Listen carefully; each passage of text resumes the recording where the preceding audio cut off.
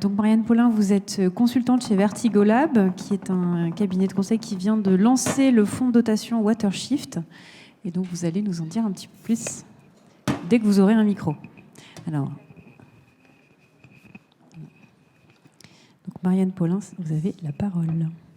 Merci beaucoup. Bonjour à toutes et à tous. Donc oui, Marianne Paulin, ingénieure agronome et consultante à Vertigolab. En quelques mots, on est effectivement un bureau d'études et de recherche en économie de l'environnement. On est aujourd'hui 15 personnes qui développons des outils pour accompagner à la fois des territoires et des entreprises dans la mise en œuvre de la transition agroécologique. Et l'un des territoires slide suivante, qui présente des enjeux majeurs de durabilité, c'est la Méditerranée.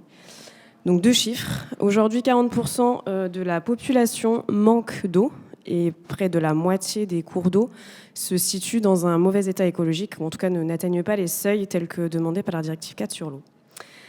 Et face à ce constat, en tout cas au niveau également aussi des projections donc démographiques et climatiques, la Méditerranée est vraiment soumise à des enjeux forts, tant dans la sécurité sanitaire que la sécurité alimentaire à court et moyen terme.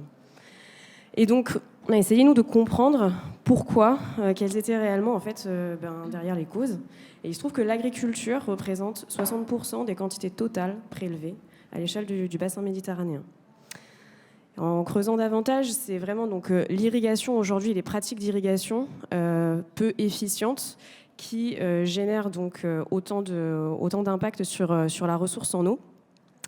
Et même si elles sont identifiées, ces pratiques, à de l'agriculture intensive, nous, on est convaincus qu'elles représentent le principal levier pour préserver cette ressource.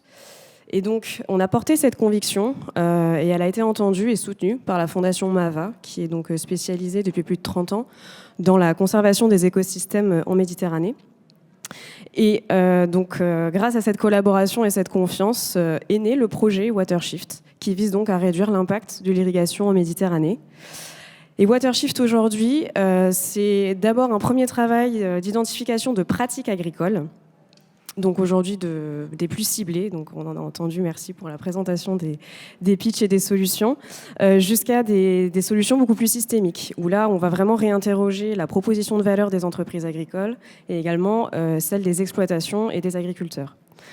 Et donc, nous, notre projet, c'est qu'aujourd'hui, elles ne sont pas suffisamment déployées en Méditerranée pour générer un impact significatif sur l'eau.